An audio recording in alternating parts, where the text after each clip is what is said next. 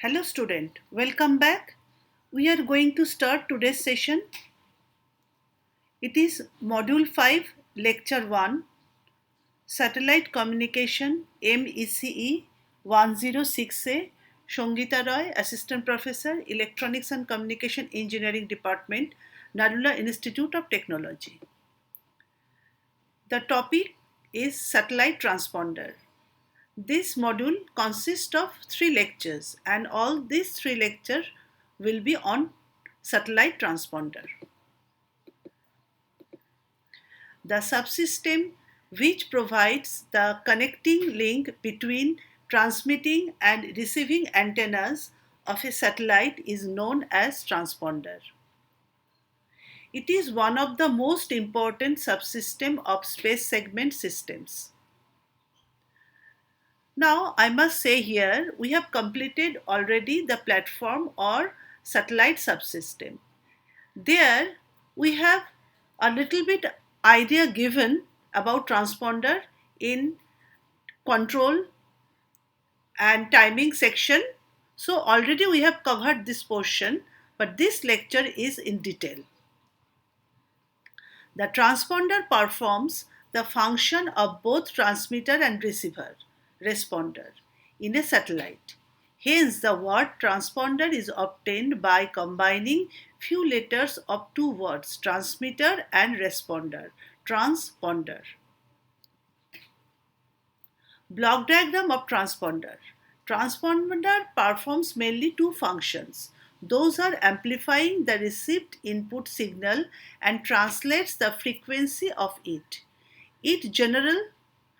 Different frequency values are chosen for both uplink and downlink in order to avoid the interference between the transmitted and received signal. So this is the block diagram of transponder. Satellite antenna, duplexer, low noise amplifier, carrier processor, power amplifier. Antenna receives as well as transmits signals. Then it is multiplexed with the frequency so that it can generate lower frequency to operate the corresponding working in the transponder blocks. Now low noise amplifier is requiring over there because the signal which is coming from the space or through wireless system that contains lot of noises. Until and unless these noise are removed or lowered, the signal at the time of amplification noise will also be amplified. As a result, output is more noise as that of the input. For that reason, low noise amplifier is required to reduce the level of noise so the signal quality can get improved. Then it is processed to carrier processor. Then power amplifier amplifies the content of the signal, and at the output we are getting the required signal. We can easily understand the operation of a transponder from the block diagram itself. The function of each block is mentioned below. Duplexer is a two-way microwave gate. It receives uplink signal from the satellite antenna and transmits downlink signal to the satellite antenna. Low noise amplifier amplifies the weak received signal. Carrier processor performs the frequency down conversion of received signal for uplink. This block determines the type of transponder. Power amplifier amplifies the power of frequency down converted signal to the required level. Types of transponders. Basically, there are two types of transponders. Those are bent pipe transponders and regenerative transponders. Bent pipe transponders are receiver's microwave frequency signal. It converts the frequency input signal to radio frequency and then amplifies it. Bent pipe transponder is also called a repeater and conventional transponder. It is suitable for both analog and digital signal. Regenerative transponders. Regenerative transponder performs the function of bent pipe transponder, that is to frequency translation, amplification. In addition to these two functions, regenerative transponder also performs the basic demodulation of RF carrier to baseband, regeneration of signal and modulation. Regenerative transponder is also called a processing transponder. It is suitable only for digital signals. The main advantage of regenerative transponders are improvement in signal to noise ratio, have more flexibility in implementation.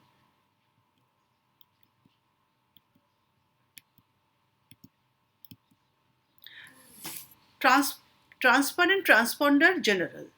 As was noted above, satellite transponders receive signals from earth stations and relay satellites and transform them into appropriate signals for return transmissions.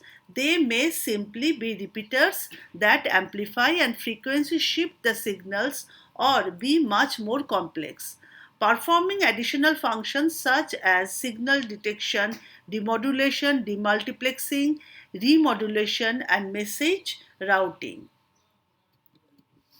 However, many considerations relative to the radio frequency and intermediate frequency input stages as well as to the output power amplifiers may also apply to the more complex transponder, and that will be explained later.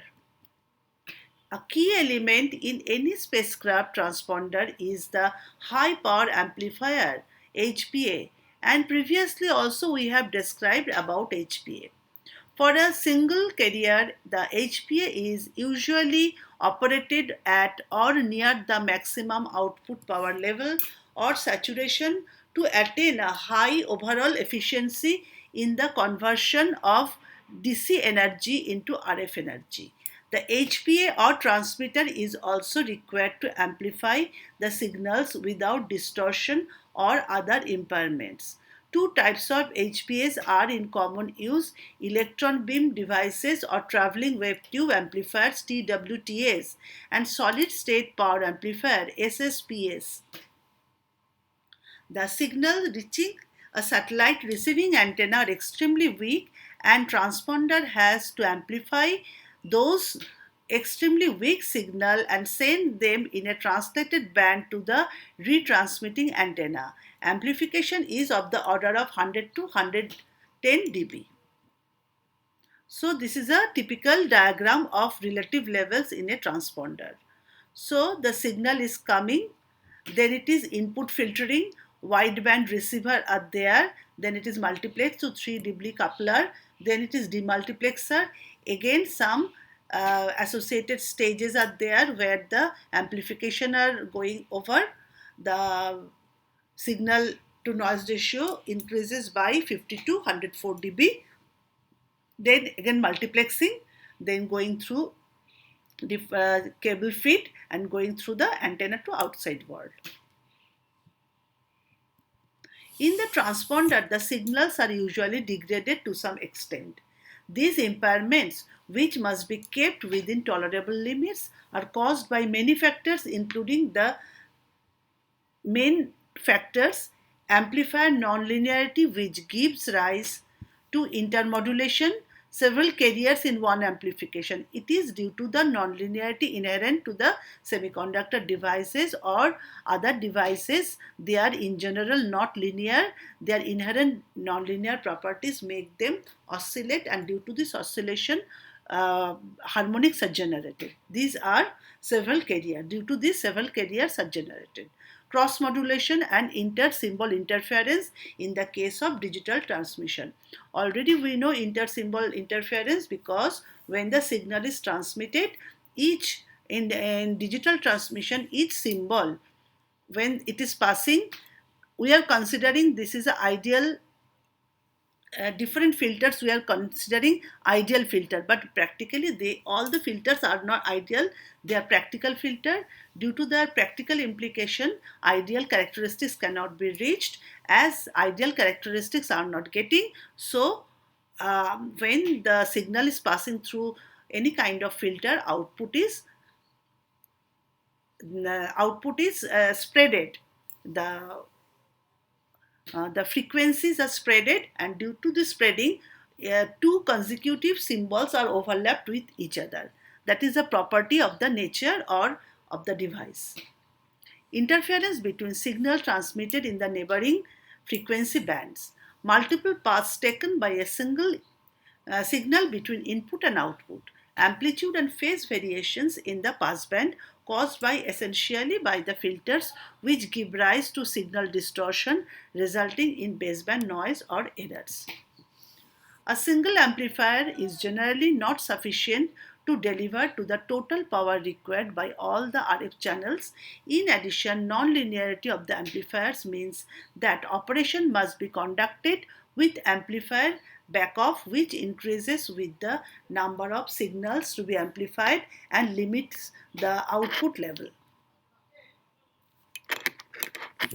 Amplification must therefore be effected in two stages. A. Common low-level amplification of all the desired signal in the total band supplied by the receiving antenna.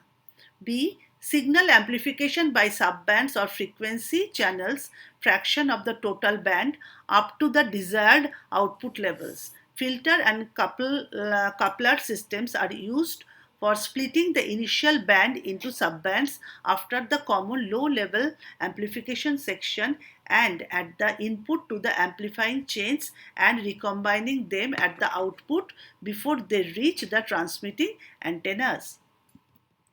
The positioning of the transponder components within the spacecraft body is often a delicate matter in the view of constraint involved, particularly the following: the need to remove heat given by the heat dissipating sub assemblies, that is to particularly the power amplifiers, which entitles the use of sufficiently large panels radiating directly into space.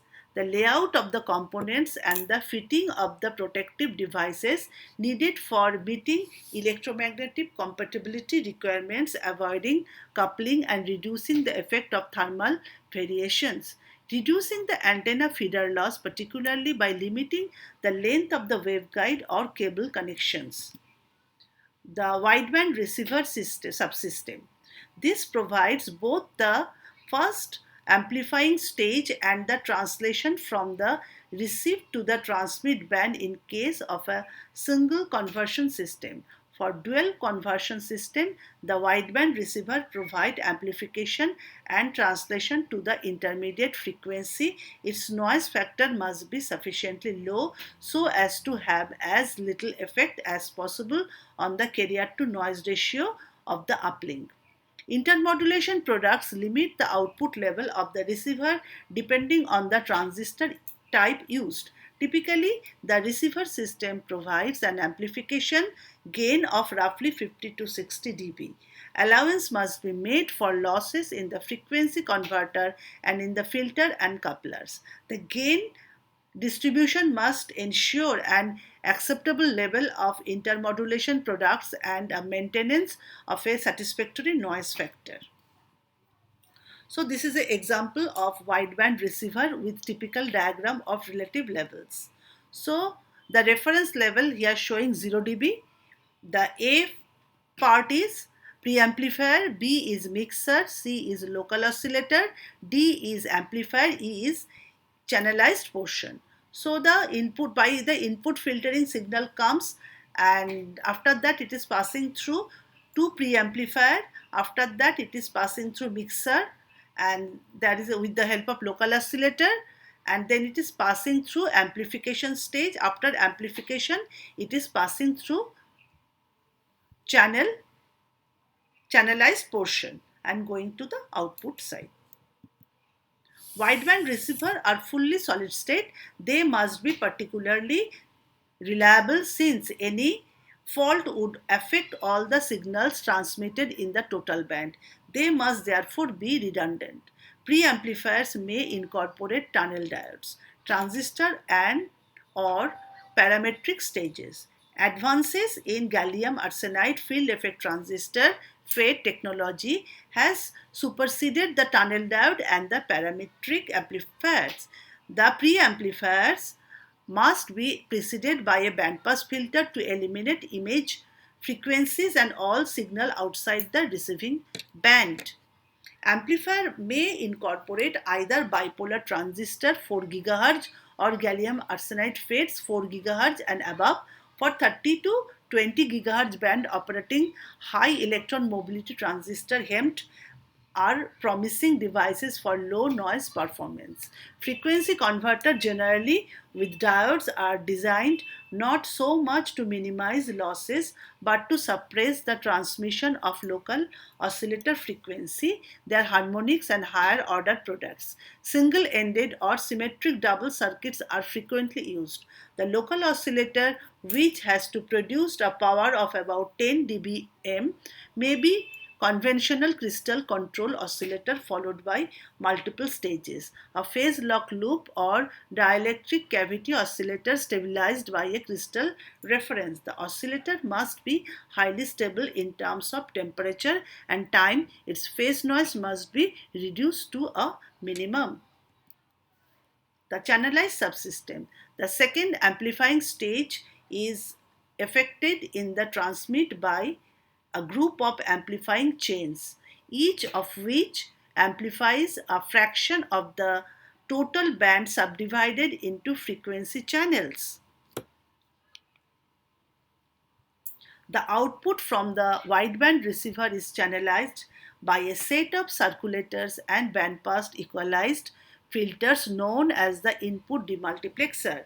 After high power amplification, the channels are recombined at the output of the transponders by one or more sets of filters known as output multiplexer. The channelized subsystem of the transponder therefore consists of an input demultiplexer, an amplifier chain, and output demultiplexer. So this is the example of output multiplexer simplified diagram. A is wideband receiver, B is circulator, C is amplification chain, and there are numbering of channels are showing over there. So the signal is coming through the line A, and then it is 3 dB coupler, through 3 dB coupler it is coming, then it is circulated, then it is amplification, through amplification chains are there, then it is channelized. So this is an example of output multiplexer simplified diagram. So the amplification chain, the signal is entered over there, then it is filtered, then harmonic filters are over there, then it is passing, again the signal, case of configuration channels are passing through over there, then they are passing through again harmonic filter and going to section B. Two antennas and one antenna with two inputs here, one antenna is showing over there.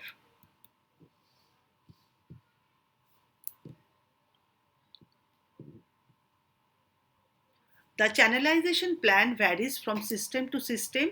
In a system such as Intelsat, where multiple frequency rescue is carried out by polarization and spatial beam isolation, the channelization plan is identical for each beam so that connectivity between beams can be maintained by simple RF switching at the intermediate frequency within the payload.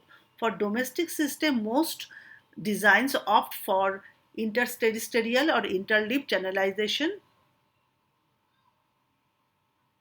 plan for two orthogonally polarized received and transmit beams. This has been the advantage of reducing intra-system interference by having the high energy density portion of the spectrum in one polarization placed against the guard bands of the orthogonal polarization. Here orthogonal polarization are used because when two signals are in orthogonal, they cannot interfere with each other. So we are stopping over there.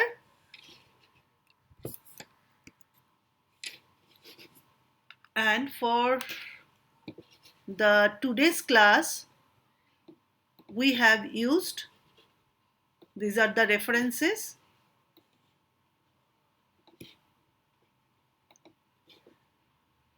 So thank you.